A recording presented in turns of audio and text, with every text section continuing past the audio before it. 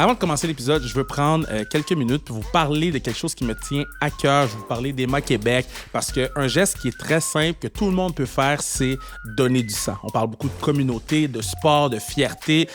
Donner du sang, ça peut aider beaucoup de gens, notamment ceux qui sont atteints de la maladie de l'anémie falciforme. L'anémie falciforme, c'est une maladie héréditaire qui peut causer des douleurs graves chez les gens qui portent cette maladie-là. Mais ce qui est fou, c'est qu'une personne noire sur 10 a ce gène-là. Donc, nous, on en parlait dans un souper de famille, puis on était comme, il faudrait qu'on aille se faire tester, juste voir, parce que c'est quand même fou qu'une personne noire sur 10 porte le gène. Naturellement, les transfusions aident beaucoup à la qualité de vie des gens qui sont atteints de cette maladie-là. Par contre, des transfusions de gens avec le même bagage génétique aident encore plus.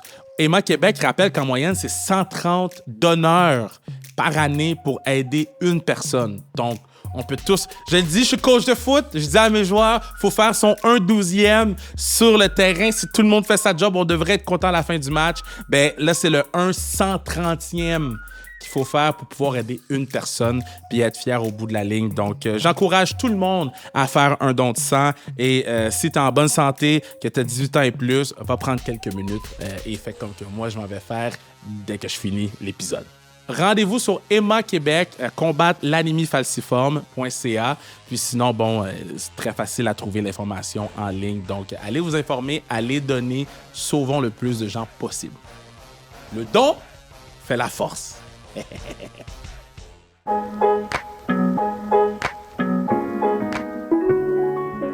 Mesdames et messieurs, bonjour, bonsoir et bienvenue à un autre épisode de Sans restriction, avantage numérique. Dernier épisode de la saison Pat Laprade, Anne-Sophie Betté, Kim Deschênes, de retour en studio. On est là! Content de vous voir en vrai, en personne. Ça a bien été, pas de trafic, ça paraît que l'école est terminée. Ah ben oui, c'est Ça vrai. fait vraiment une différence. C'est vrai, non? C'est vrai. Mais on est là. Vous êtes là.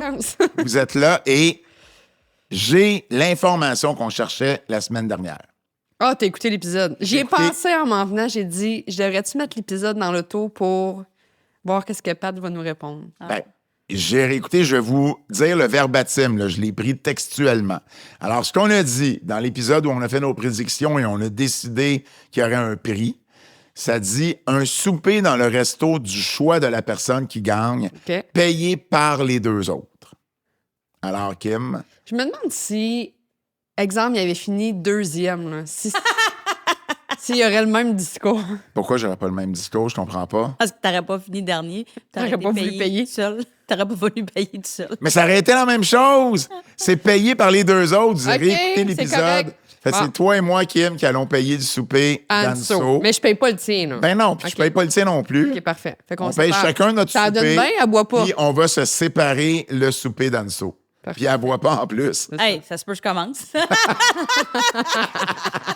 Shooter! Ça, c'est drôle.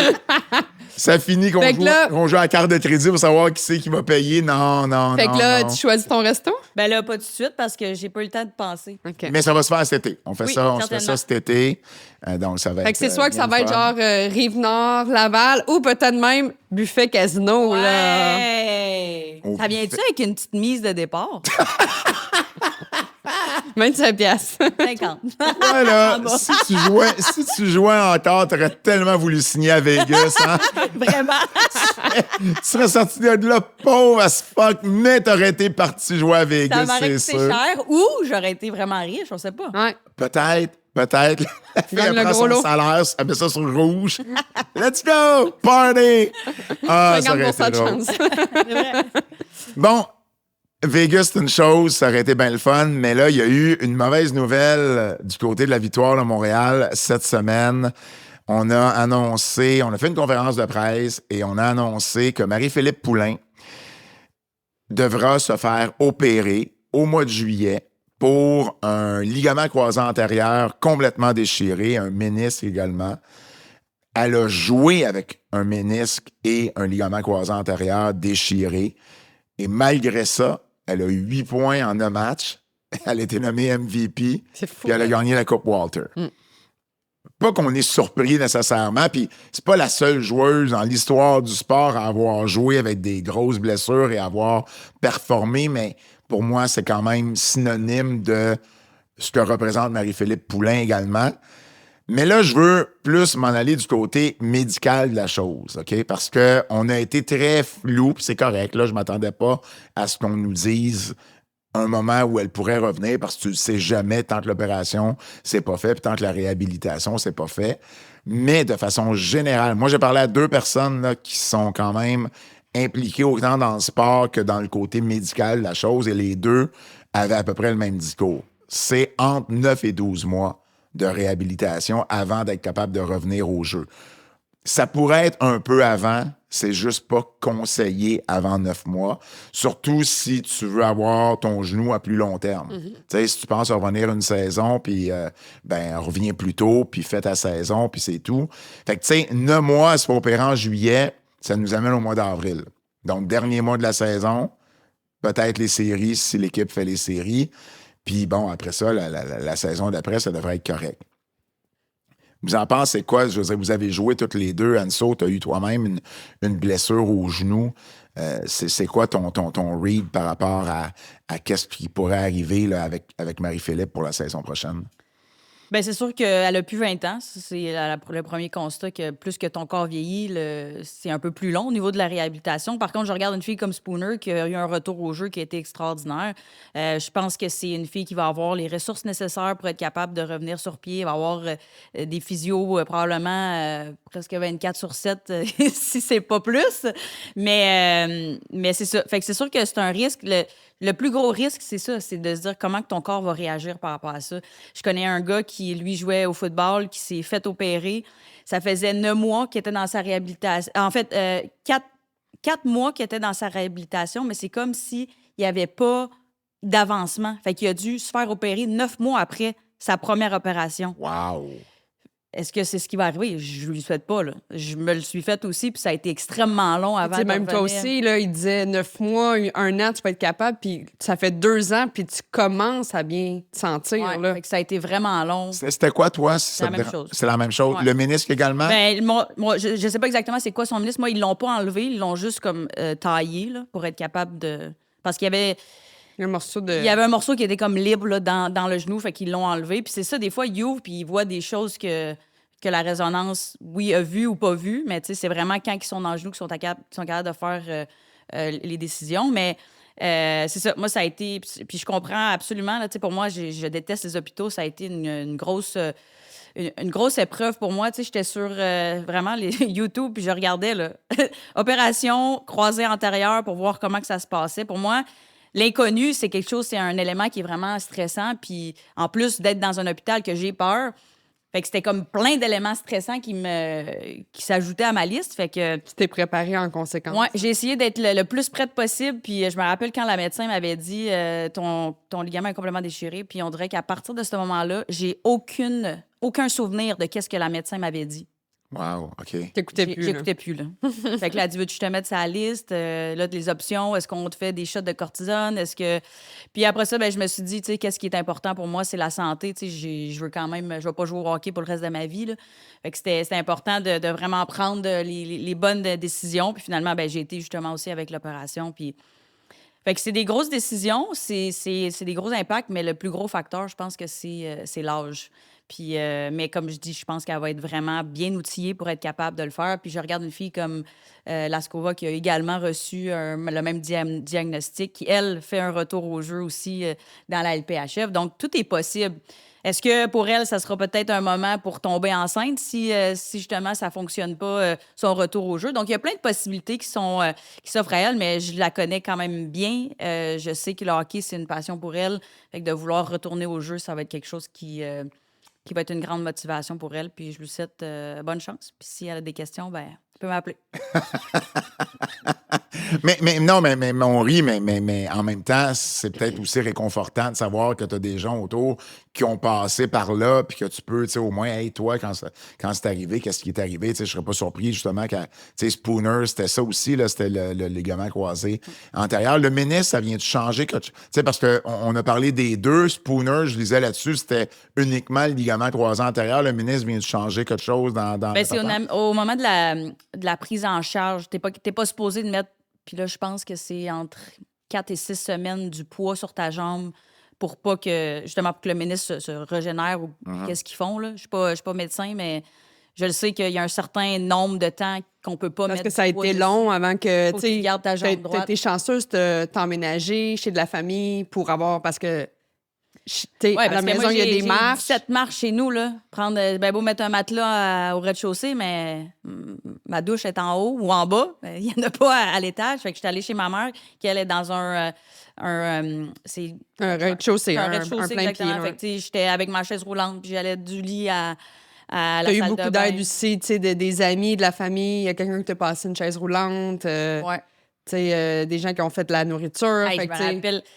Puis t'as eu de la en revenant- livraison, tu sais, de ton bureau en avec la revenant de bouffe. l'hôpital, ça allait vraiment bien. Puis là, je disais, hey, je peux-tu m'en aller chez nous? Je suis tannée d'être ici, là. Puis finalement, hey, quand je me lève, oh my God! Je me sentais étourdie. Je pense que je suis pas prête à partir, là. C'est quoi Chute de ce qui se passe? pression, hein. Chute de pression, là, je me recouche. Puis là, finalement, et là, j'avais envie de pipi, mais là, c'était l'heure du lunch. Il n'y avait aucune infirmière qui était là pour m'aider. En tout cas, fait que ça a été, Il a fallu ça a que été tu des gros fasses tes défis. coucher. Mais là, quand je suis arrivée chez ma mère, justement, hey, j'ai sorti de l'auto, puis mon ami qui est venu me porter la chaise roulante, une chance qu'elle était à côté de moi parce qu'en sortant de l'auto, j'ai comme tombé.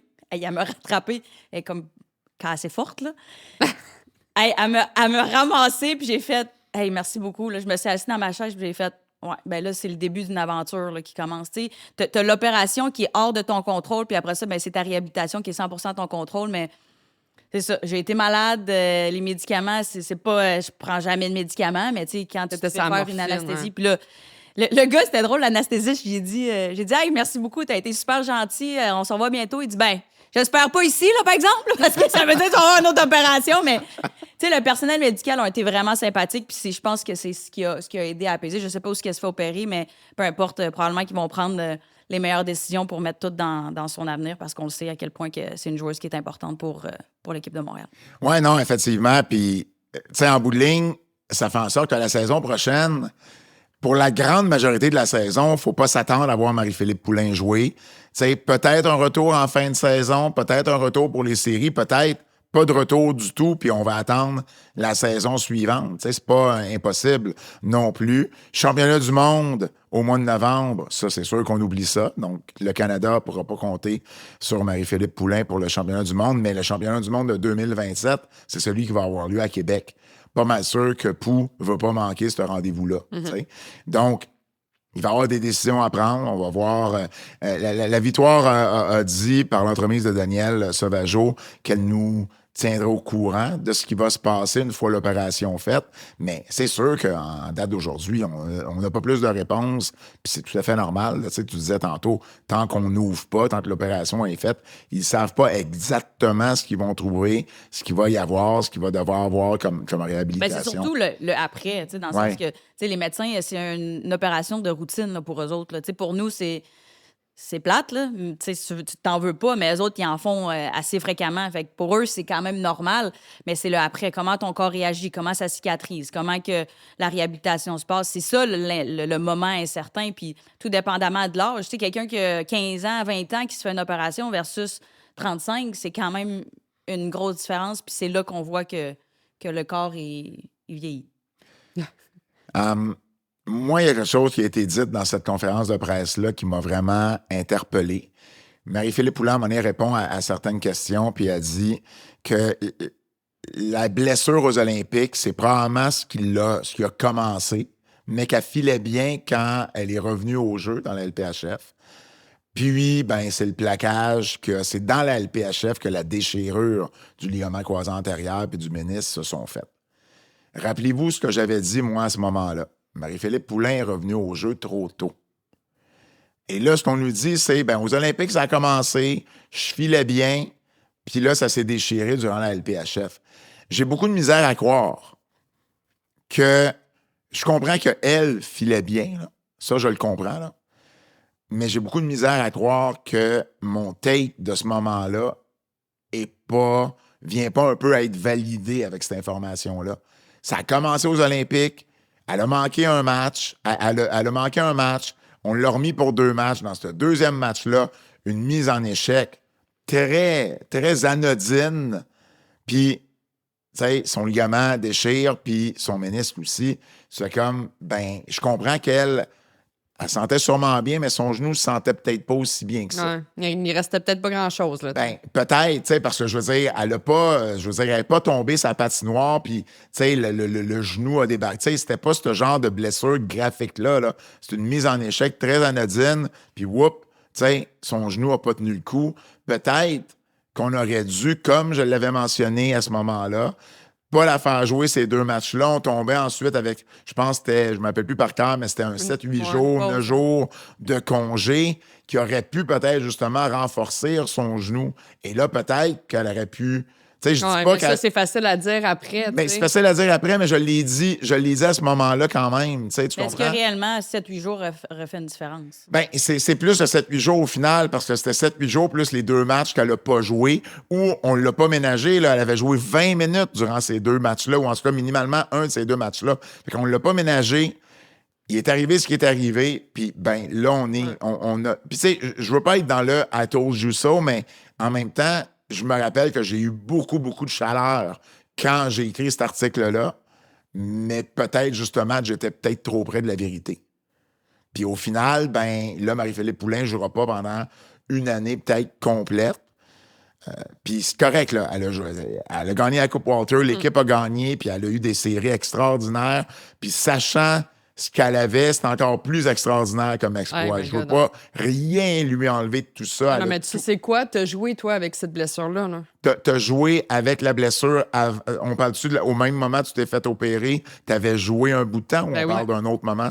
Non. C'est arrivé la 2e semaine de la Ligue, là. Après la première game. La première game, c'est la seule game que j'ai pas joué blessé. Ben voyons, toi. Oui. Toutes les autres games étaient blessées.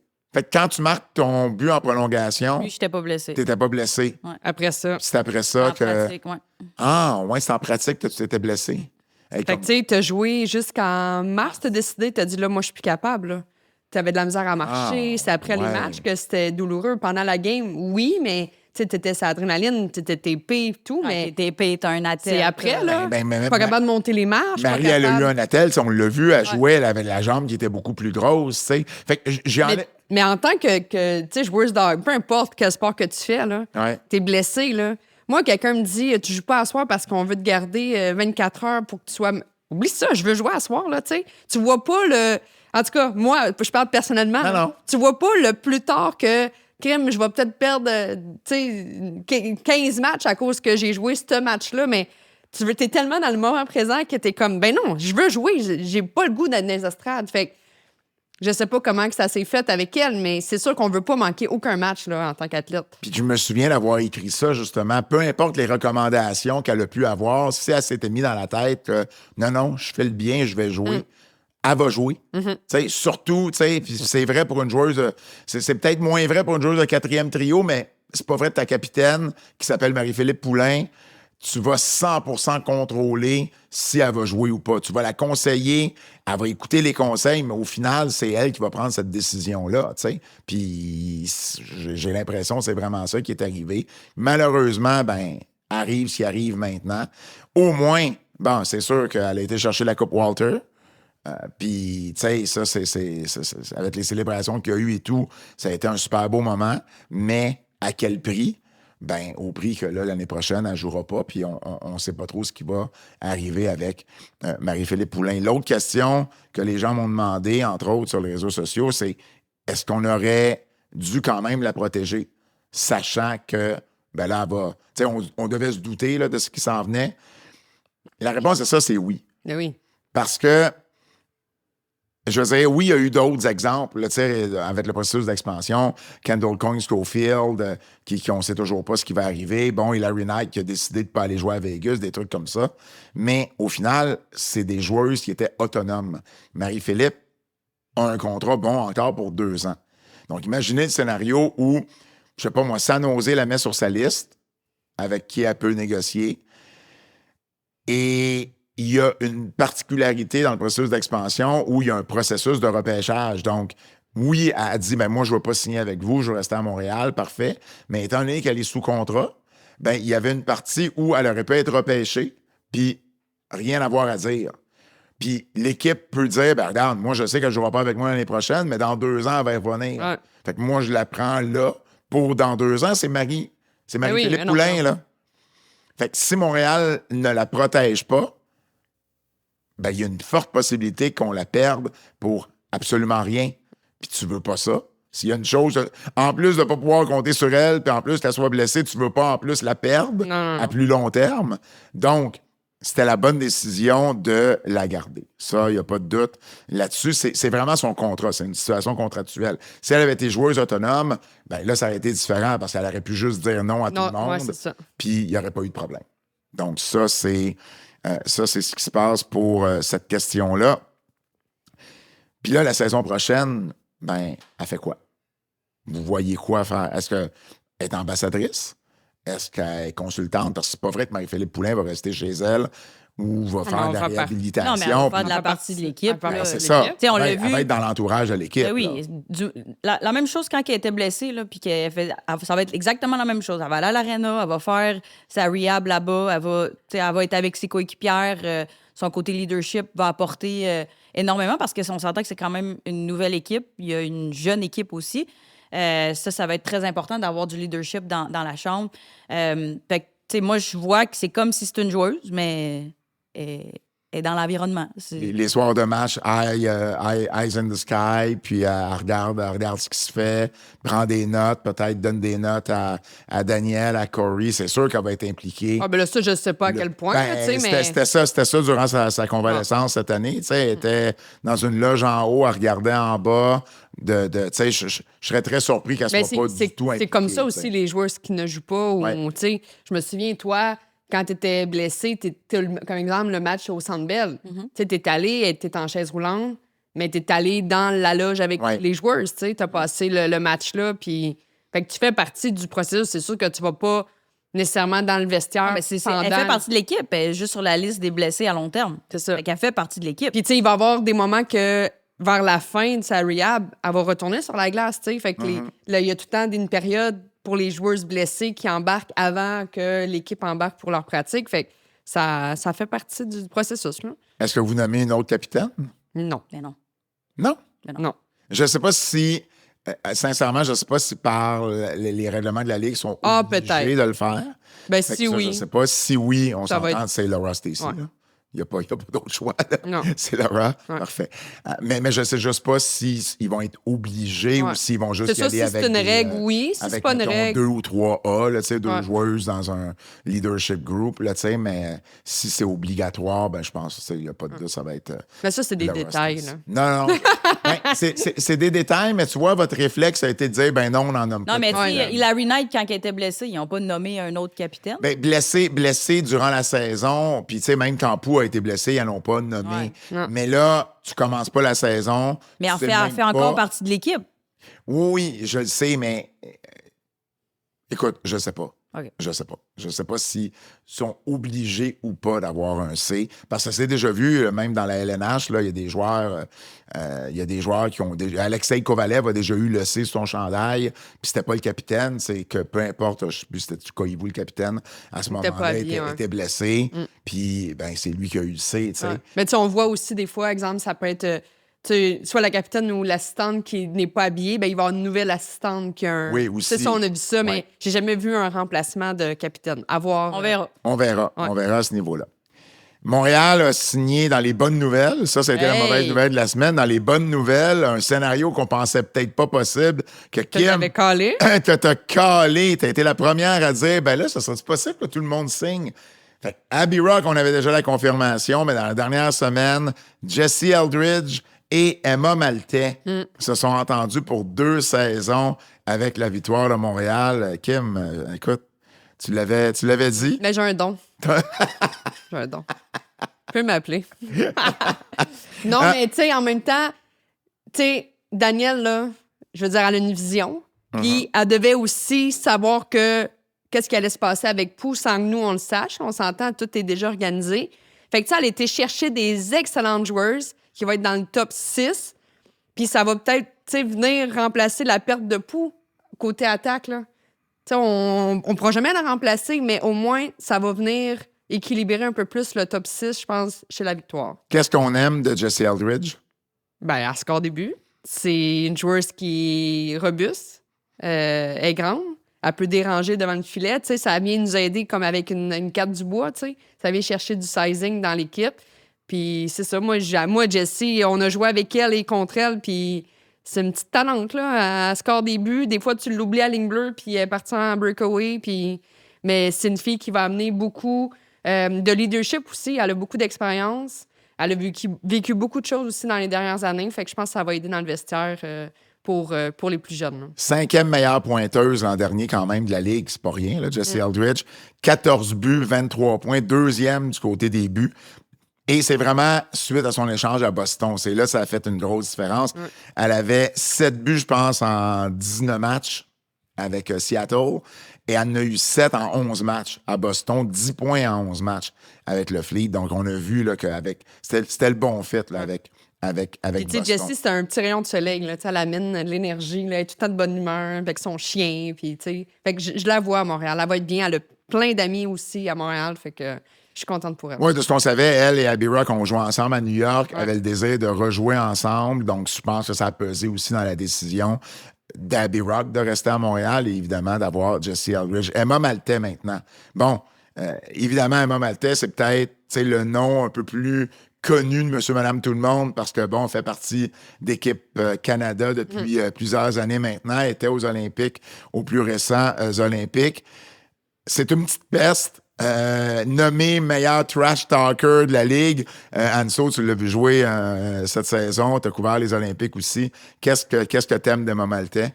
Ben, c'est une fille qui est vraiment rapide. Puis, tu sais, elle me fait penser un peu. Elle est en désavantage numérique. Là, elle, tu sais, Kristen O'Neill, c'est le même grid, là, tu sais, qui veulent tout arracher en désavantage numérique. Ça va être vraiment un outil que Emma Maltais est capable d'apporter. Elle est capable de marquer des buts. Puis, j'ai trouvé ça tellement drôle qu'Anne René, elle a mis une photo. Ah ouais? De Emma Maltais, parce que quand ils ont joué à Halifax, Emma Maltais avait marqué, mais finalement, le but avait été refusé. Puis là, Anne-Renée, elle a mis la photo, puis elle a dit, tu sais, en voulant dire, by the way, ton but, il était pas bon. Là, je veux maintenant que tes prochains buts soient bons. Mais je trouvais ça tellement drôle. Mais tu sais, c'est une fille capable de marquer des buts et capable de jouer à beaucoup d'endroits, autant qu'avec l'équipe nationale, elle a joué sur la 4e ligne, qu'elle a joué sur la première ligne, capable de jouer au centre, à l'aile, des avantages numériques. J'ai très hâte de voir comment qu'on va utiliser Emma Maltais, mais ça va être un bel atout. Puis, tu sais, d'avoir elle puis Abby Rock, comme tu le mentionnais, je pense que c'est les deux pas mal top des trash talkers. Fait que je me demande en pratique, ça va avoir l'air de quoi tout ça? Mais, tu sais, je pense que c'est vraiment une équipe. On parlait beaucoup d'aller chercher du size puis de la grandeur. Tu sais, Eldridge, c'est quelque chose qu'on va chercher en elle. Emma Maltais, c'est pas la fille la plus grande, mais elle a un grand cœur, puis tu sais, elle joue grande. Fait que je pense que c'est un des outils qu'elle va pouvoir apporter à Montréal. Moi, ce que j'aime de la signature d'Emma Maltais, c'est vraiment, je pense que c'est un bon fit dans un marché comme celui de Montréal. Mm-hmm. Parce qu'on sait qu'elle a des origines, justement, québécoises. Son père, Mario, qui vient de 5 heures de Marie, là, qui a été fusionné à Alma avec les années. Elle a une histoire intéressante, Emma Maltais. Elle est née au Massachusetts.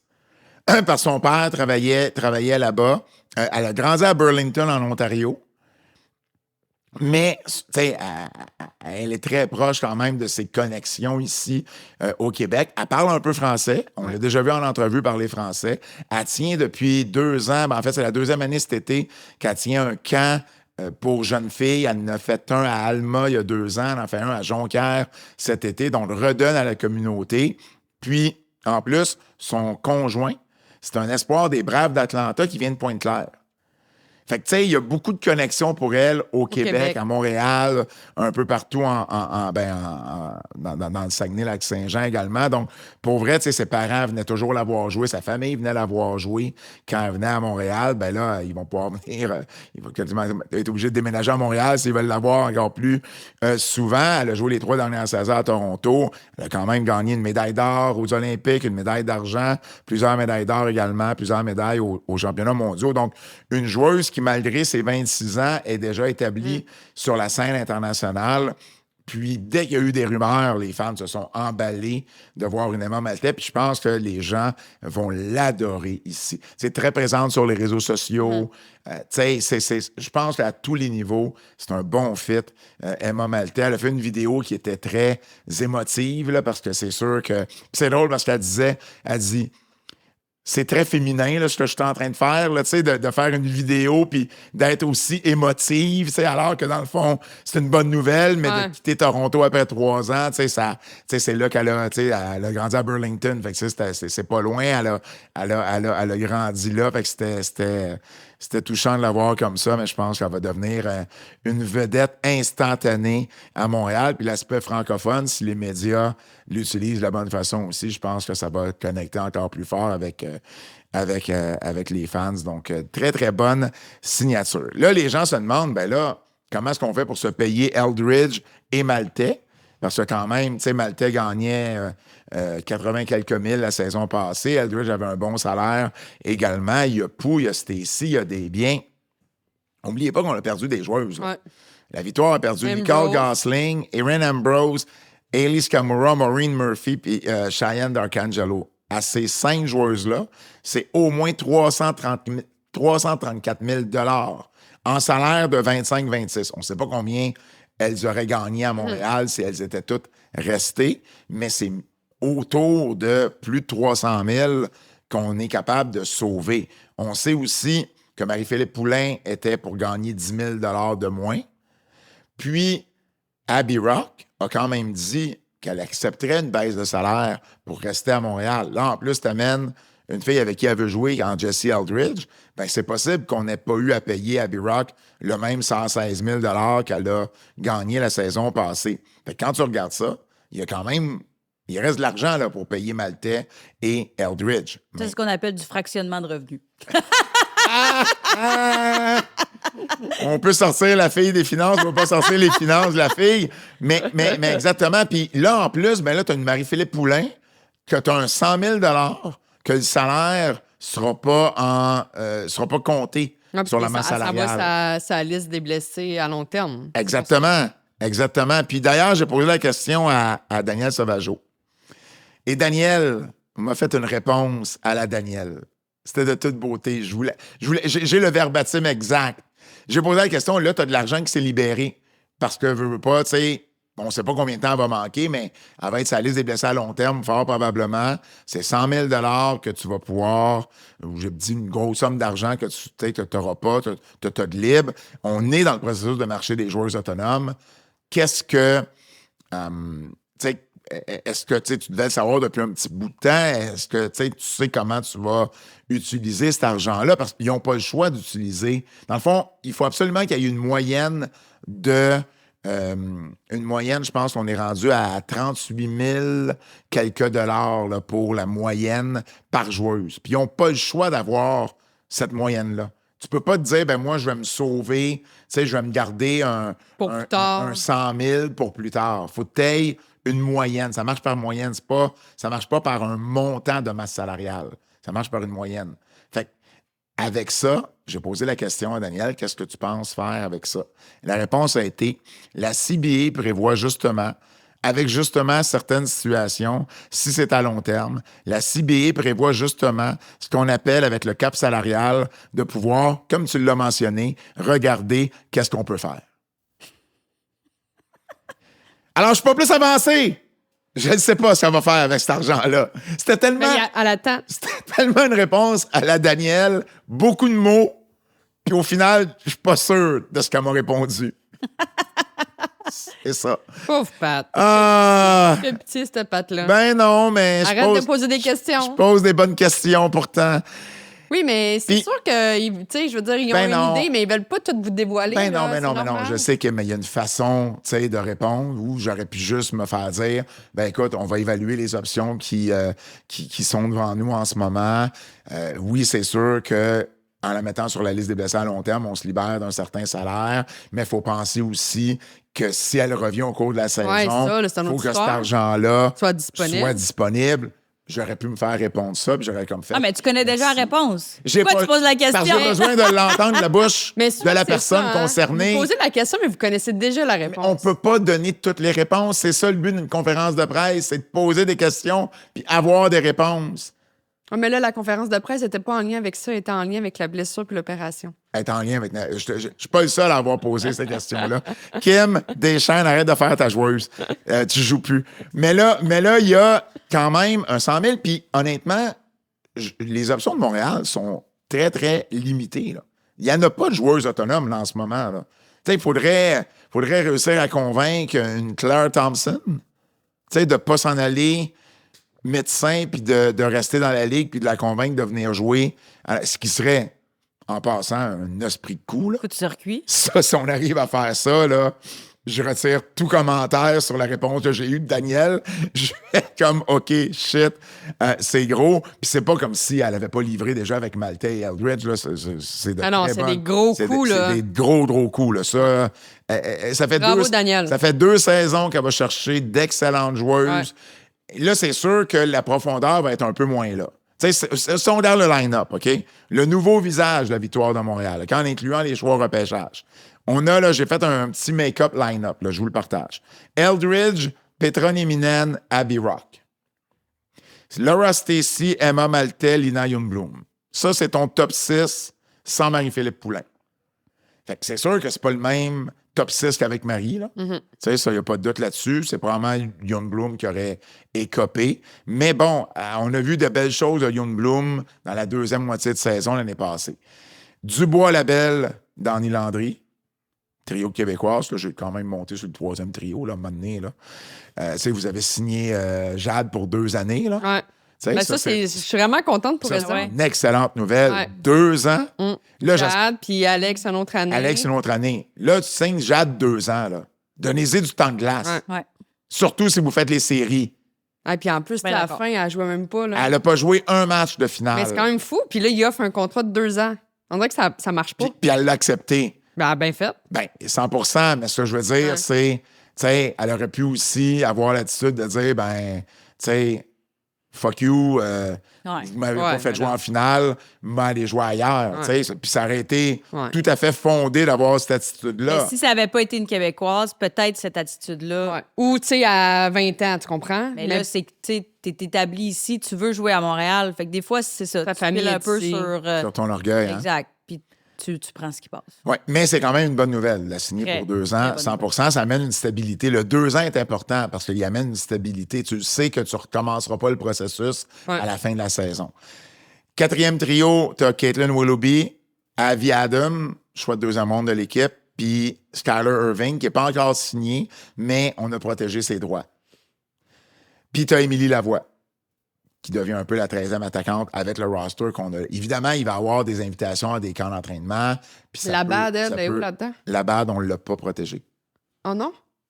On a offert une offre qualificative à Tamara Jaquinto et Skyler Irving, Ouais. mais pas à Maya Labad. Je vais y revenir à Maya OK. Labad. À la défense, on a Katie Tabin puis Maggie Flaherty, Nadia Mativi et Jessica Di Girolamo. Ouais. Fait que ça, au moins, c'est 4 défenseuses que tu avais l'an passé. Tu n'as plus Ambrose, tu n'as plus Gosling, mais tu as encore ces 4-là. Tu as Erika Ryder et Zoe Ewens, qui sont 2 choix de repêchage qui vont arriver dans le line-up. En tout cas, autant que faire se peut. Puis tu as Tamara Jaquinto qui devient un peu ta 7e défenseuse. Tu as Anne-Renée Desbiens, Hailey McLeod, la gardienne de Ohio State. Ouais. Et ils ont signé également Megan Warner. Ce qui sonne pas mal là pour Sandra Abstreiter, là. Parce que là, je veux dire, à partir du moment que tu repêches McLeod, qui devrait éventuellement signer, ben, tu n'as plus de place pour Abstreiter, qui Non. veut avoir plus de temps de glace. Je veux dire, on le sait, ça. Elle a joué juste 5 matchs l'an passé. Donc, je pense que Montréal n'était plus le bon fit pour elle. Ce qui veut dire que Montréal a perdu Dara Gregg, qui est rendu à Ottawa, qui est parti rejoindre son frère à Ottawa. Ben, pas pour la même équipe, là, Non, mais son frère qui joue pour les Sénateurs. Amanda Boulier, qui a signé à Boston. T'as. Ben, c'est ça. Puis on a signé Mativi également pour 3 ans. Donc, ça, c'est une grosse signature d'avoir gardé Mativi. Mais ce qui fait en sorte que ça, c'est ton équipe, là. En autant que tu signes tous tes choix repêchage. Puis, il pourrait y avoir du changement si tu invites. Tu des gens au camp. Rappelez-vous, Dara Gregg, l'année passée, elle avait eu une invitation au camp. Puis elle s'est quand même taillée. Elle s'est quand même taillée une place. Donc, on n'a pas la même profondeur que l'année passée, mais ça, c'est le cas pour toutes les équipes. Tu as amené 4 nouvelles équipes, tu ne peux pas avoir la même profondeur. Puis, il n'en reste plus, là. Des joueurs autonomes, il en reste quasiment plus. Regardez la liste, là. Il en reste une poignée, puis c'est pas des gros noms, là. Rien qui va venir t'aider dans la mesure où tu perds une Marie-Philippe Poulin. Donc, à part, mettons, celles qui sont indécises, Kendall Coyne-Schofield, on ne sait pas si elle veut revenir jouer l'année prochaine ou pas. Puis, je serais surpris qu'elle ne reste pas au Minnesota si ça se fait. Ça ne va pas venir à Montréal. Elle ne viendra pas à Montréal. Claire Thompson, c'est pas impossible. Elle a joué au Minnesota la première année, à Vancouver la deuxième. Là, elle hésite entre revenir ou s'en aller médecin. Puis on le sait que ça a toujours été ça dans son cas. Et on veut lui laisser le temps nécessaire pour prendre sa décision. Fait qu'on ne la brusquera pas à ce niveau-là. Sinon, dans les autres joueuses, tu as Michelle Carvinen, qui a été le premier choix de Vancouver l'année passée, qui songe à prendre sa retraite, parce qu'elle est déjà de 35 ou 36 ans. Il y a Anna Mexner, qui, elle, pense retourner jouer en Europe. Il y a Jinsey Rose, qui pense peut-être prendre sa retraite. On ne sait pas si ça va jouer l'an prochain ou pas. Parce que Jinsey Rose, à la défense, pour amener un peu de profondeur, ça aussi, si on arrive à la convaincre de venir jouer à Montréal. Il y a Anna Brandt et Savannah Harmon qui ont déjà annoncé leur retraite. Puis il reste Sarah Bugeaud, qu'on a déjà eu à Montréal. Puis Anna Shelbin, qu'on a déjà eu à Montréal, mais en toute honnêteté, qui ne sont pas des game changers. Fait que, tu sais, pour vrai, Thompson puis Rose, c'est peut-être les deux qui pourraient venir au moins donner, tu sais, qui demanderaient un certain salaire, puis qui pourraient venir, tu sais, donner un peu plus de torque à l'équipe. Sinon, ben, ça va ressembler pas mal à ce que je vous ai donné comme line-up. On en pense quoi, de ce line-up-là? Ben, c'est dur à prévoir. C'est sûr qu'on les connaît pas nécessairement. Il y a beaucoup de nouveaux visages. De nouveaux visages. Fait que, moi, ce que j'ai hâte de voir, c'est l'adaptation du volet universitaire versus la Ligue. On en a parlé beaucoup dans les dernières années, à quel point que ça prenait un certain moment. On regarde une fille comme Nicole Gosling, ça y a pris un certain moment aussi d'adaptation. Fait que, c'est sûr que, oui, il y a moins de profondeur. Déjà, quand tu perds Poulin, peu importe qui tu vas chercher, il n'y a rien qui la remplace, elle.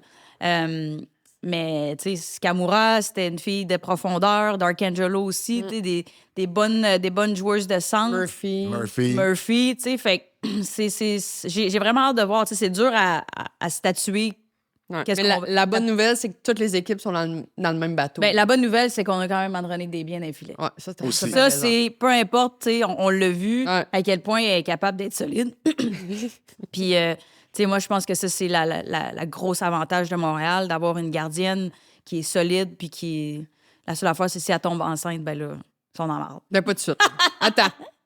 mais le fait aussi d'avoir, mettons, tu sais, Stacey Maltais, Rock puis Eldridge, tu sais, c'est un top 4 d'attaquants. Non, ça, c'est... Qui est quand même... Qui se compare à n'importe quelle équipe de la Ligue. Ouais. Ah oui, c'est sûr. Puis est-ce que les quatrièmes lignes vont moins jouer parce que, justement, il y a moins de profondeur? Ça va-tu revenir un peu comme la saison 1? T'sais? Ça va être intéressant de voir par rapport aux entraîneurs comment ils vont gérer leur personnel. Puis j'ai vraiment hâte de voir. J'aime la signature de Mativi. Je vous en parlais l'an passé. Pour moi, c'était une top 4. Et là, elle n'a pas le choix d'être dans un rôle de top 4, donc je suis content qu'on l'ait signé à long terme. Elle aime Montréal, elle voulait rester à Montréal. C'est sûr que gagner la Coupe Walter, ça aide. Ouais. Ça aide aussi à attirer des joueuses. Là. Tu viens de gagner la Coupe. Oui, tu es dans un processus d'expansion, mais en même temps, tu attires des joueuses aussi avec tes bagues de la Coupe Walter. C'est tout à fait normal. Et il va manquer des joueuses. Là. Au final, il va manquer des joueuses. Parce que j'ai fait un calcul rapide, OK? On a besoin de 312 joueuses. 12 équipes à 26 joueuses. On ne sait pas encore si la Ligue est en train de regarder s'il n'y aura pas 24 contrats plus 2 réserves au lieu du 23-3. Puis ça, ce qui est avantageux, c'est vu que c'est une moyenne, ça je vous disais tantôt, une moyenne de salaire, mais ça fait en sorte que ça ne vient pas gruger sur ta masse salariale d'en ajouter une. Il faut que la moyenne soit la même. Donc, en ayant cette moyenne-là, bien, ça te permet d'avoir une joueuse qui est payée de plus. Tu as besoin de 312 joueuses. Au final, l'année passée, là, des joueuses qui ont joué au moins un match, tu en as eu, en incluant les gardiennes, tu en as eu 206. 20 gardiennes, 186 patineuses. Tu as 72 choix au repêchage. Ça te fait 278 joueuses potentielles. Il t'en manque 34. Là, tu vas chercher, c'est sûr, des gens... Bon, Dominika Laskova qui est revenue, ben, elle vient prendre un rôle là-dedans. Mais là-dessus, sur les 206 joueuses qui ont joué, il y en a qui ne reviennent pas. Tu sais, il y en a qui partent à la retraite, je les ai mentionnés. Fait que tu as besoin là, d'une trentaine de nouvelles joueuses qui n'ont pas été repêchées et qui n'ont pas joué l'année passée dans la Ligue. Moi, j'en connais 2. Oui, vas-y. Ben, Jessie Maud. Jessie Maud Drapeau. Audrey-Anne. Audrey-Anne Veillette. Bon. Puis il y en a d'autres, là, Laurence Frenette qui n'a pas été repêchée. Ben Tu sais, Mégane Duchesne-Chalifou qui n'a pas été repêchée, qui était au repêchage également. Fait que c'est un peu le message que j'envoie aux Québécoises. C'est, vous avez des agents, sinon vous-même, faites des appels. Puis en ce moment, ils en cherchent. Vous allez avoir des invitations au camp, puis ils vont en signer des joueuses au camp. Surtout qu'il y a une règle où les équipes ne peuvent pas signer plus que 19 joueuses avant d'arriver au camp d'entraînement. Il en reste 7 qui vont recevoir des contrats au camp d'entraînement.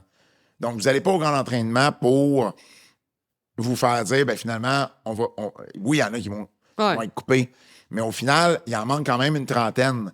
C'est à peu près 3 par équipe. Donc, vous avez des chances. Évaluez vos options, mais vous avez des chances de jouer dans la Ligue l'année prochaine. As-tu un comeback, ça ne te tente pas? Non. C'est le temps, là. C'est ton année. Toi, ton comeback? Non, je peux pas. Là. T'as dit, t'étais... Quand t'as dit j'en connais 2, je vais aller dire, ben, Anso puis moi. Non, moi, j'ai perdu un peu de puissance. On va dire ça de même. Mais c'est vrai, tu mentionnes Jessie Maud, puis c'est vrai pour les Québécoises, Kaliane Nadeau. Tu sais, Kaliane Nadeau qui fait partie des statistiques parce qu'elle a joué. Ouais. Sam Isbell également. Il y a une place pour vous autres en ce moment dans la Ligue. Fait que faites aller vos appels. Vos appels, demandez à vos agents de faire ce travail-là parce qu'il y a de la place. Parlant de Québécoises, je vous disais Maya Labad, ben, il y a une place pour Maya Labad aussi dans cette ligue-là. Et ce que je trouve décevant, là, c'est qu'on a juste give up sur une Québécoise. C'est ça qu'on vient de faire. Parce qu'on a offert un contrat à Skylar Irving, ou une offre qualificative plutôt à Skylar Irving, à Tamara Giaquinto. Puis Maya Labad est la seule qui n'était pas joueuse autonome, puis qu'on a juste dit, ouais, on ne veut plus. Puis c'est ce qu'on avait fait avec Dara Gregg l'an dernier. Je ne serais pas surpris d'apprendre que Maya Labad a reçu en contrepartie une invitation pour venir jouer à Montréal, comme au camp d'entraînement. Si je suis Maya Labad, je fais comme, attendez une minute, là, il y a 11 autres équipes. Là. Je vais essayer de me trouver soit un contrat ou une invitation dans une équipe, un camp d'entraînement où j'ai peut-être plus de chances de jouer la saison prochaine. Parce que visiblement, puis, tu sais, j'ai souvent dit, là, au cours de la saison, c'est donc bien pratique, une Québécoise. Hein, c'est pratique, mais au moment où on n'a plus besoin, ben, on n'a plus besoin. Puis, je veux vous raconter une anecdote. Ben, en fait, c'est pas très anecdotique dans le sens que c'est pas drôle, mais Maya Labad, puis cette histoire-là m'a été racontée par plusieurs personnes, OK? Maya Labad, à un moment donné, il y a un match, l'équipe s'en va à Boston. Il y a une pratique le matin à Verdun, puis l'équipe prend tout de suite l'autobus puis s'en va à Boston. Et là, ils ont besoin d'appeler, ils veulent amener une joueuse de plus parce qu'ils ne savent pas si, rendu à Boston, qui va jouer. Il y a quelqu'un ça se pourrait qui ne joue pas, donc ils ont besoin de quelqu'un de plus au cas. Dernière minute, là, ils appellent, ils disent à Maya Labad, quand tu vas t'en venir à l'aréna, amène tes affaires, on aurait besoin que tu t'en viennes à Boston. Tu veux-tu?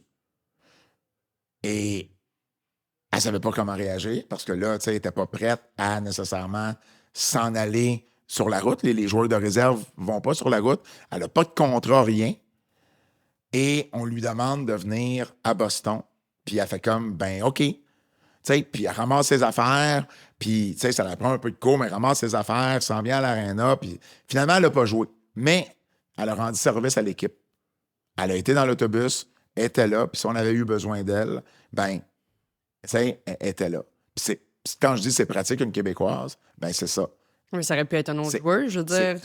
Une autre fille de la réserve, là. C'est ça ton rôle, tu fais partie de l'équipe. En même temps, historiquement, Kim, à Montréal, les joueurs de réserve, c'est souvent des Québécoises, là. Et, On a moins de talent, ça a l'air. Et tu lui demandes, elle te rend service, puis au final, ben t'as laisse tomber. Je comprends. C'est ça la réalité. C'est ça la réalité, Kim. Ouais. C'est ça la réalité, pareil, puis c'est ça qui me fâche. Puis, je te le dis, à travers la Ligue, c'est connu qu'à Montréal, tu es une Québécoise, ça ne veut pas nécessairement dire que tu vas avoir un traitement de faveur ou tu vas être avantagé de signer à Montréal.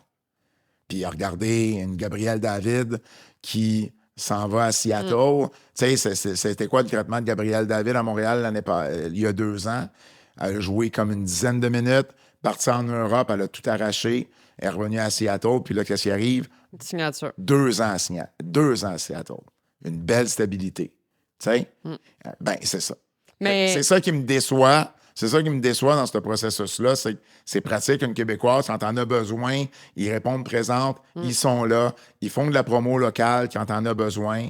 Puis, ben, quand t'en as plus besoin, ben, t'as congédié au dernier match de la saison comme Kellyanne Nadeau, ou ben, tu la laisses tomber. C'est la seule qui ont laissé tomber puis qui n'ont pas offert de contrat. Fait que, une offre qualificative, en fait. Fait que, c'est dit, c'est fait. Puis je souhaite à Maya Laban maintenant de se trouver une équipe qui va vraiment la vouloir, puis avec laquelle elle va pouvoir justement s'épanouir l'année prochaine dans la Ligue parce qu'il y a de la place pour ces Québécoises-là dans la Ligue. Parlant de Québécoises, Gabrielle David a signé, on l'a dit. Élisabeth Giguère a signé une autre année à Minnesota.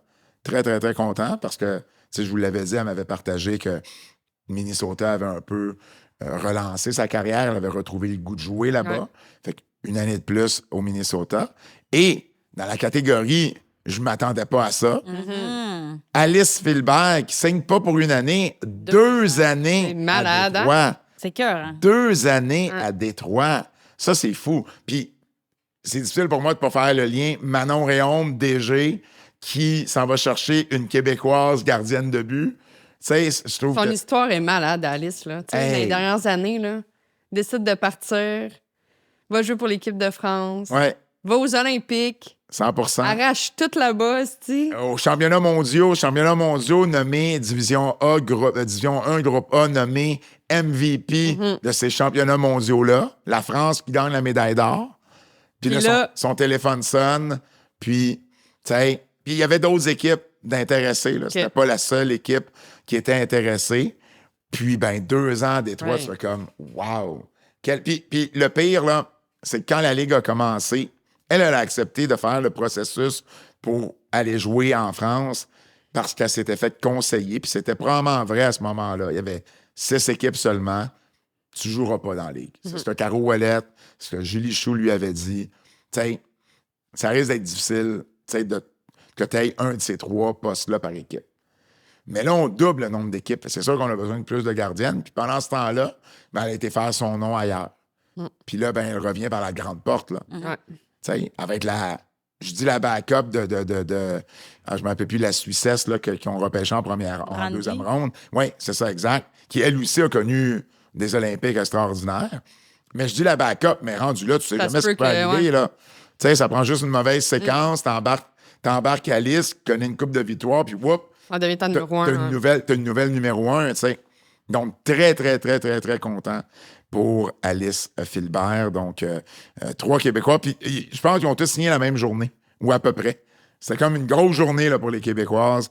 Donc, très, très, très content de voir ça. Je vais vous parler de quelque chose qui va vous parler davantage. Blair Turnbull. Oui! Qui devient la toute première joueuse de l'histoire de la LPHF, de la courte histoire de la LPHF, à prendre un congé de maternité. Mm-hmm.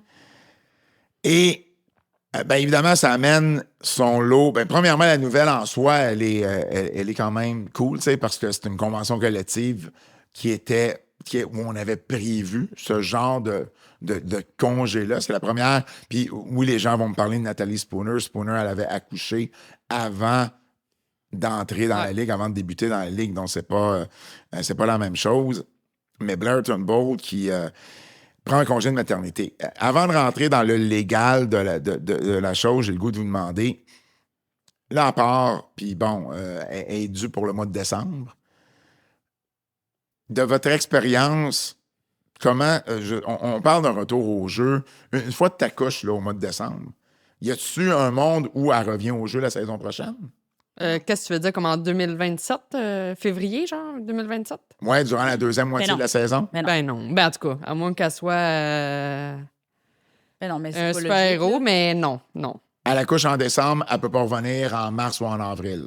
Hmm. Ben, Non, je vous pose la question, je me sais dis- vraiment pas. Je Là. me dis, tout est possible, mais tu sais, est-ce que ça serait... Est-ce qu'elle va être à 100 non. OK. Le corps, je veux dire, ça dépend aussi comment qu'elle accouche. Tu sais, tout ça, c'est... Ça dépend comment sa grossesse va, ça dépend de l'accouchement. C'est une césarienne, c'est naturel. Comment qu'elle va se rétablir de tout ça, c'est une grosse épreuve, là. Je vous le dis, là. Toi, tu le sais pas, là, mais... Non, mais j'ai pas la prétention de le savoir non plus. C'est pour ça que je pose la question. Mais pas vrai. En tout cas, si elle est capable, waouh, j'élève mon chapeau, là. OK.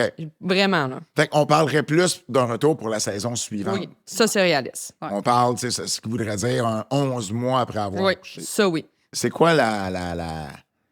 Parce que je sais, j'en avais parlé à Kim Saint-Pierre à l'époque, puis elle me disait que pour une gardienne, c'était encore plus Moi, j'en difficile. doute pas. Hein.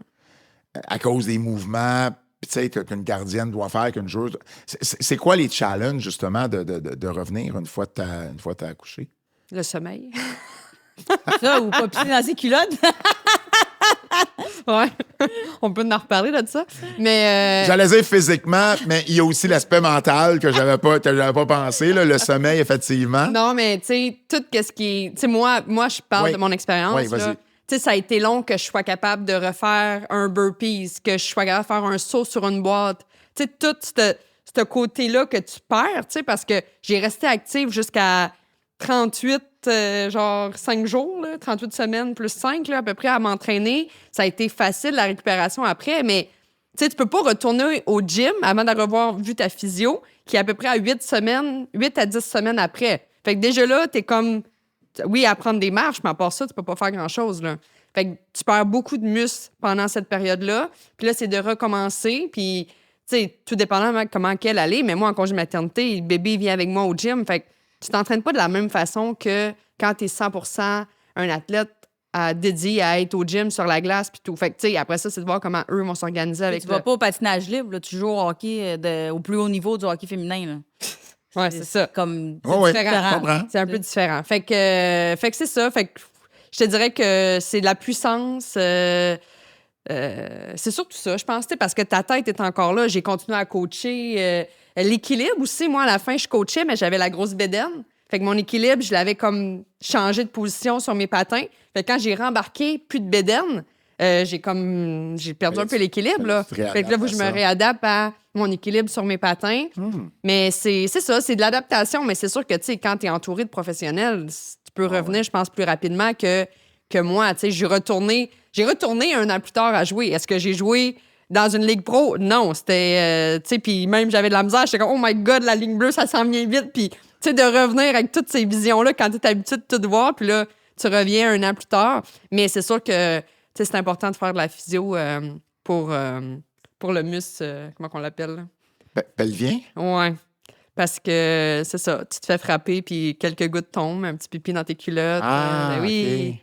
Ben oui. Fait que c'est Mais ça. c'est pas, c'est la couche césarienne. Ouais, c'est ça, elle n'aura pas ça. Mais tu sais, moi, je me dis aussi, tu sais, à un moment donné, tu t'es rendu dans ta vie où ce que tu veux avoir un enfant, ben tu veux passer des moments avec ton enfant aussi. Tu sais, est-ce que tu as le goût d'être parti sur la route pendant que ton chum est là avec le biberon? Est-ce qu'elle va allaiter? Est-ce qu'elle va... Tu sais, c'est plein de choses qui est propre à chaque individu. Mais tu sais, je me dis, t'es là, tu veux avoir un enfant, ben je pense que c'est des moments que tu veux passer avec ton enfant, puis pas juste dire, je vais aller... aller travailler en guillemets. La convention prévoit... Est-ce qu'elle prévoit des choses comme ça, Ben, de voyager le bébé avec conjoint? Non, ça, c'est pas prévu. Tu peux pas les amener sur la route? Je dis pas, tu peux pas. C'est pas écrit dans la convention. OK. La convention, dans le fond, parce que là, il y a eu beaucoup de questions par rapport à ça, justement. Gina Kingsbury a dit en conférence de presse cette semaine que la Ligue, justement, elle était encore en train de comprendre la situation contractuelle de Turnbull. Parce ce qui est particulier dans son cas à elle, c'est elle est... Dans le fond, elle tombe enceinte au moment où elle devient joueuse autonome. Oh! sais, puis c'est une question de savoir, puis je veux dire, il l'avait dit, là, son clan l'avait dit aux équipes d'expansion. Elle a un projet, ouais. Parce que je veux dire, si elle est au mois de décembre, ça veut dire qu'elle est tombée enceinte quelque part. Pas mal dans les derniers matchs, là. Dans les derniers matchs, exactement. Là, on parle d'avril. Fait probablement que rendu avec les équipes d'expansion, elle savait déjà ou elle s'en doutait fortement. Donc, ça avait été dit aux équipes d'expansion, ouais, elle veut fonder une famille, oubliez-la. Ouais. C'est pour ça qu'elle n'a pas été repêchée ou choisie plutôt par aucune équipe. Mais au final, c'est le moment où tout ça arrive versus il arrive quoi avec son contrat? Parce que il y a 2 articles dans la convention là-dessus. Il y en a un qui dit que la joueuse va garder son plein salaire et tous ses avantages sociaux au plus tôt des 2 cas suivants. Soit quand le médecin va lui dire qu'elle peut retourner jouer ou quand la saison se termine. La saison à laquelle elle tombe enceinte. Fait que, mettons, une joueuse là, tombe enceinte au mois de janvier. La saison va se terminer en avril ou mai. Fait qu'elle va être payée jusque-là. OK. Parce que c'est le plus tôt, elle ne recevra pas le feu vert du médecin avant ça. Fait que c'est jusque-là. Mais là, elle tombe enceinte un peu dans le off-season. Fait que la saison, c'est-tu la dernière saison qu'il faut prendre? C'est-tu le début de l'autre? Tu sais, Gina Kizimura a quand même mentionné que l'année prochaine, son salaire serait couvert. OK. Mais il y a quand même des questions par rapport à ça. Puis l'autre article,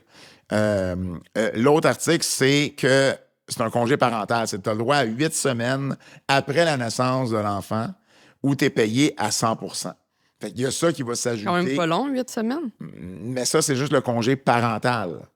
Qui serait bon également si c'est ça, mettons, ça serait sa conjointe qui aurait l'enfant. Okay. C'est comme un congé parental. Tu sais, je veux dire, j'ai une blonde, mais c'est ça, c'est l'autre qui prend le congé parental. Bon, c'est là. OK, fait que ça serait son chum qui aurait le 8 semaines, mais elle... Non, pas son chum. Son chum n'est pas un joueur de la Ligue. Elle peut le prendre pour elle, ce congé-là. OK, c'est ça, je veux dire. Ça se rajoute. Fait qu'il y a un 8, ça s'ajoute. Si, mettons, on dit, t'es payé jusqu'à tel moment, il y a un 8 semaines qui peut s'ajouter aussi à ça. Mais j'imagine qu'elle peut avoir les trucs du gouvernement aussi.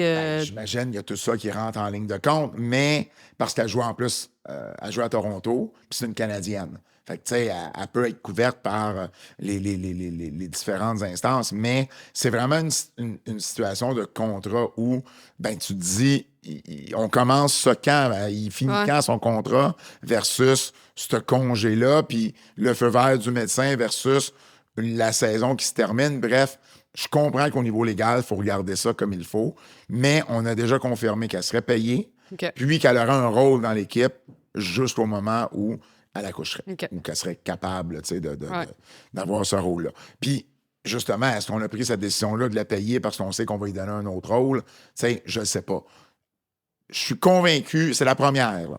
Fait que je suis convaincu qu'on va s'arranger pour que tout se passe bien pour elle. Par contre, il faut faire attention parce que ça va aussi servir de précédent pour les autres. Fait qu'il ne faut pas donner quelque chose qu'on ne sera pas à l'aise de donner à quelqu'un d'autre.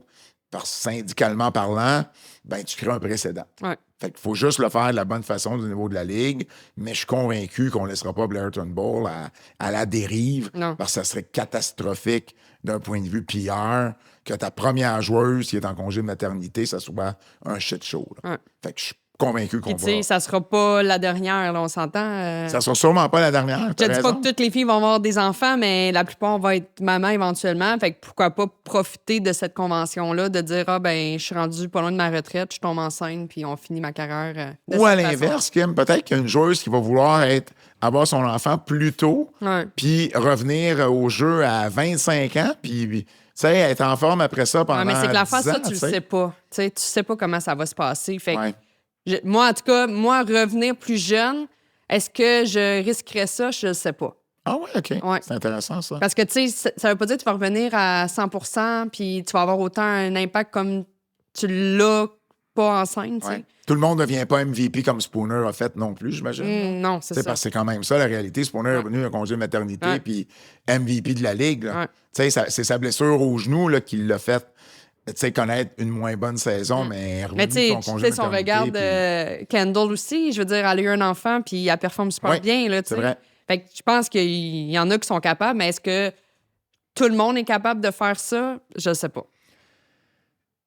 Je veux, comme dernier sujet, parler du Hall of Fame. Parce qu'il y a le Temple de renommée du hockey a nommé ses nouveaux membres, Carey Price, Patrice Bergeron, entre autres. Et il y a une femme, Cindy Curley. Est-ce que le nom, je ne sais pas si vous avez vu passer la nouvelle, est-ce que le nom vous dit quelque chose? Ben, j'ai vu passer, mais je ne sais pas c'est qui. Pas non plus. C'est quand même spécial. Parce que vous êtes deux joueuses de hockey qui jouent au hockey depuis toujours. Puis moi non plus, c'est un nom que comme Cindy Curley, pourquoi, tu sais? Et là, je me suis mis à lire sur elle. Et c'est mérité, là. Je veux pas dire le contraire, mais c'est effectivement peut-être une joueuse qu'on connaît moins. Ça a été la capitaine de l'équipe américaine au tout premier championnat mondial féminin en 90.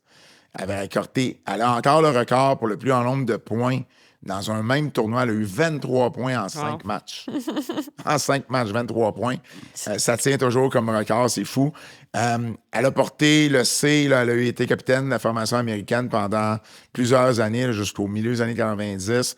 Elle a 3 médailles d'argent aux championnats mondiaux. Elle a pris sa retraite juste un peu avant les premiers Olympiques. Fait que c'est peut-être pour ça un peu qu'on l'a... Tu sais, les Olympiques ont vraiment amené le hockey féminin à un autre niveau en termes qu'on connaît les joueuses un peu plus à cause des Olympiques. Les mondiaux dans ces années-là, fallait que tu sois chanceux pour trouver ça à la télé. Là. Donc, c'est son pedigree, elle a joué. C'est surtout son pedigree de pionnière, là, qui a été peut-être la première capitaine de l'équipe américaine et tout. C'est bien beau, Cindy Curley nommée. Bon choix, pionnière, on reconnaît les pionnières. Il y a un gros backlog de joueuses comme ça qui n'ont pas été intronisées encore. Ce qui me fâche de ça, c'est que les règles prévoient qu'il y a 2 femmes qui peuvent être nommées par année. Il y a un bon backlog de joueuses là, qui ont pris leur retraite, ça fait longtemps, puis qui sont toujours pas là. Puis malgré ça, on y va petit pas par petit pas. Les 2 dernières années, il y en avait eu. Là. On dirait qu'on veut compenser pour l'année passée, là, où il y en a eu 3 en incluant Danielle Sauvageau comme bâtisseuse. Mais en même temps, j'ai la misère à imaginer. Puis, tu sais, pour avoir déjà posé des questions, là, ils se rendent compte, là, ils sont, je pense qu'ils sont 18 là, à voter. Puis, il faut que tu proposes un nom. Il faut que quelqu'un monte un dossier, tu proposes le nom, puis là, tu vends. Tu vends la personne. Puis, il faut que tout le monde autour de la table dise « OK, parfait, on y va avec cette personne-là. » Fait que ça veut dire de 2 choses l'une. Soit qu'il n'y a pas eu plus qu'une femme qui a été présentée, ce que je doute, mais ça veut dire que la 2e ou la 3e, elle n'a pas été prise. Puis tu as de l'espace pour la prendre. Que tu as le droit à 2. Tu as le droit à 2, puis ils en ont pris une. Ça veut dire que tu considères en ce moment-ci qu'il n'y a pas personne d'autre qui mérite d'être voté. Mais l'année prochaine, ces femmes-là n'auront pas fait plus dans le hockey. Ils ont déjà pris leur retraite. Fait que pourquoi tu changerais d'avis? Fait que j'ai comme des mixed feelings par rapport à ça. Parce que des noms là, Megan Duggan, Julie Chou, Svabados, dans le filet du Canada, qui a plusieurs médailles d'or, Noura Ratti, la Finlandaise, Amanda Kessel, Rebecca Johnston, tous des noms que vous connaissez, là. Tous des noms que les gens qui nous écoutent connaissent peut-être aussi parce qu'ils ont joué aux Olympiques. Là, on dirait le nom qu'il a dit, là. Ouais, c'est pas bon, là. Qu'est-ce que j'ai pas dit? Zabados. Qu'est-ce que j'ai dit? Il n'y a pas de V, là. C'est pas Sva. C'est Zabados. Oui. Là, j'étais comme si... J'ai inventé un V, hein? C'est le dernier, là. Je vais le laisser aller. J'ai inventé un V, hein? Zabados. Ben oui, j'ai inventé un V. Elle, je vais la prononcer comme il faut. Pourquoi France Saint-Louis n'est pas au Hall of Fame? Hey, ça, c'est... Parce que là, on parle de pionnière. Là. Cindy Curley là, a jamais joué aux Olympiques. Première capitaine. France Saint-Louis, je comprends là, que elle n'a pas le pedigree olympique que d'autres ont eu, mais France Saint-Louis a été une pionnière pour l'équipe olympique. Elle a marqué le hockey féminin. Elle a marqué le hockey féminin. Une pionnière au Québec et au Canada. Puis il n'y a pas personne sur ce comité-là qui a présenté ce dossier-là où ils sont 18 à avoir dit « Ouais, je suis pas sûr. » En même temps, OK, c'est public, là. Sur les 18 personnes, il y a 2 femmes seulement. C'est ça, j'allais dire. Il y a combien de femmes dans Camille Granato, Cassie Campbell-Pascal. Mais c'est quand même deux bonnes femmes, là. 100%. Mais il faut qu'il convainque Yari Khoury que France Saint-Louis est au Hall of Fame. Il faut qu'il convainque Igor Larionov que France Saint-Louis... Tu comprends? Ouais. Fait que je me dis, si vous êtes pour faire une règle spéciale pour les femmes, puis qu'il y en ait 2 maximum, pourquoi c'est pas un comité spécial de personnes qui connaissent bien l'histoire du hockey féminin? Parce que on va arriver à la même conclusion chaque fois. Puis j'enlève rien à la carrière et à la décision rationnelle de ces gens-là. Tu sais, Igor Larionov, là, il connaît son hockey, puis il y en a du millage, puis j'y enlève absolument rien à ce niveau-là. Mais c'est pas vrai qu'Igor Larionov a passé 12 heures à faire des recherches pour savoir c'est qui France Saint-Louis ou Cindy Kerr, ou tu sais... Puis c'est la même chose avec Joe Sakic qui est sur le comité. C'est la même chose avec bien des gens. Ils sont 16 hommes là-dessus qui connaissent surtout ce qui s'est passé dans la LNH. Fait que pourquoi vous ne faites pas un comité à part pour s'assurer de rattraper le backlog et d'avoir 2 femmes à chaque année? Ben oui. Juste à ce temps, au moins qu'on rattrape ce backlog-là. Parce que c'est pas normal. C'est pas normal qu'on soit encore en train de dire, ben OK, qui j'ai nommé, là? Megan Duggan, là, qui a quand même pris sa retraite il n'y a pas si longtemps, mais qu'on parle encore de France Saint-Louis. Puis, à un moment donné, il faut faire le parallèle avec la LNH, dans le sens où il y a des pionniers de la LNH là, qui n'ont pas connu les mêmes stats que les joueurs d'aujourd'hui parce qu'il y avait moins de matchs, parce que c'était pas le même hockey, c'était pas les mêmes règles. Puis on les a nommés quand même, ces pionniers-là. Mais pourquoi on le fait pas du côté féminin? Ça, je suis d'accord. Tu sais, pourquoi d'une Manon Réaume n'est pas là? Puis là, peut-être, en étant directrice générale de Détroit, moi, j'ai toujours dit Manon Réaume comme bâtisseuse, juste pour l'importance qu'elle a eue. Puis là, son CV s'améliore. En plus, avec DG de Détroit, mais éventuellement, il faudrait y penser comme bâtisseuse si c'est pas comme joueuse. Tu sais, mais il y a du rattrapage. Que Julie soit pas là, que Chewie soit pas... Ben, c'est parce qu'à un moment donné... Là, on est en train, tu sais, il y a plein de joueuses qui prennent leur retraite puis qu'on nomme, mais on rattrape jamais, puis on y va à 1 par année. Fait que je pense qu'il y a vraiment... Il faut prendre ce genre de décision-là du côté du temple de la renommée du hockey parce qu'on n'y arrivera jamais. Puis pour vrai, vous avez souri quand je vous ai dit « Faut-tu convaincre Yari Khoury puis Igor Larionov », mais c'est exactement la réaction que j'ai eue moi aussi quand je me suis dit « Hey, ça doit être une tâche pour, mettons, Camille Granato de convaincre Brian Burke. » Puis à la limite, Burke, tu sais, il a été impliqué récemment, mais je ne sais pas à quel point il connaît l'histoire du hockey féminin non plus. Puis convaincre ces gars-là de dire « Non, elle mérite sa place, ouais. » Puis à côté, t'as Price, Bergeron, Tkachuk. Tu peux pas. Oui, mais tu peux pas comparer, arriver. là. C'est pas ça, là. Non, mais les comparaisons se font dans la tête des gens pareils parce qu'ils cherchent des points d'ancrage. Oui, mais là, combien de médailles olympiques elle a? Ah non, elle a joué avant les Olympiques. Puis là, Cindy Curley, c'est un bon exemple. Là. Elle n'a pas de médaille olympique. Fait que je sais pas je sais pas si c'est justement Camille Granato qui ne sera pas surpris. Sûrement. Puis son pitch de vente devait être sa coche, là. Tu sais, elle doit être capable de vendre des frigidaires à des gens qui habitent dans le Nord, là, parce que, pour vrai, c'est incroyable, tu sais, mais j'espère que ça va ouvrir une porte à d'autres. J'espère aussi. Hein. Il faut que les dossiers soient présentés. Mais c'est sûr que je vois pas non plus, puis je veux pas casser du sucre sur la tête du pauvre Igor, mais je vois pas Igor Larionov arriver et dire « Ouais, moi, je vous présente France Saint-Louis aujourd'hui. Tu sais? Fait que, tu sais, puis il y a un Québécois, Marc Defoy, un journaliste. Marc Defoy qui il fait bien son travail, puis c'est un journaliste. Fait que là, lui, tu sais, j'ai plus confiance qu'il va se renseigner. C'est sa job, son métier, c'est sa job. Puis elle connaît France Saint-Louis, tu comprends? Mais c'est le même problème. C'est peu importe qui va pitcher son nom, faut que tu convaincre les autres. Puis je dis France, puis c'est la même chose pour les autres qu'on a nommés. Bref, je pense qu'il y a un travail à faire là-dessus. C'était notre dernière de la saison, les filles. Terminé. Hey, je sais pas combien de podcasts on a fait. En fait, je voulais le calculer puis j'ai oublié, mais depuis l'année 1, on doit en avoir fait. Je pense qu'on va pogner notre 100e la saison prochaine. Ben là, il faut fêter ça. Ben, on fêtera ça parce que on a une bonne nouvelle pour nos auditeurs, nos auditrices. Avantage numérique, sans restriction, avantage numérique, revient l'an prochain pour une 3e saison. Ça, je suis vraiment content. C'est un plaisir de faire ça avec vous autres, les filles. On l'a fait plus à distance cette année. Puis j'ai le même plaisir. Là, j'adore voir Kim faire ça avec un paysage d'un arbre. Un paysage d'un arbre en arrière. Pas le choix, sinon t'en entends des bruits on de a changé. marteau, Moi, je pense que je suis celui qui a eu le décor le plus constant. Là. C'est vrai. Ouais. C'est mon cadre de Charlie Chaplin en arrière puis celui d'André le Géant sur le mur. Vous l'avez vu en masse pour ceux qui nous écoutent sur YouTube. Mais on veut vous remercier d'avoir été fidèles semaine après semaine. C'est toujours un plaisir de faire ça. Je veux remercier également les gens qui ont commencé à suivre ma page Instagram Hockey Féminin puis la page Facebook. Depuis les séries de la Coupe Walter, j'ai 250% de plus d'abonnés sur Instagram. Ça l'a monté en flèche. On parle d'1,2 million de vues dans les 30 derniers jours. Pour vrai, je veux prendre la peine de vous remercier. Je travaille fort pour donner ce contenu-là, puis je suis content de vous l'apprécier.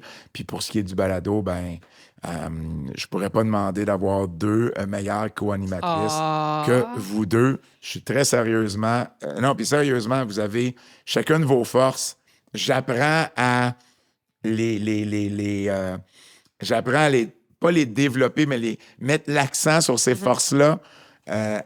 Puis j'ai pas toutes les réponses, puis même si je fais mes devoirs, puis même, tu sais, il y a des choses que j'ai pas vécues, que je vivrai jamais, puis on en parlait tantôt, là, tu sais, moi... Un accouchement. Un accouchement... mais tu ris, mais c'est vrai. Non. Tu sais, c'est une conversation que je peux pas avoir avec Kevin Raphaël. Non. On va l'avoir. Tu peux l'avoir, la convo, mais ça va être...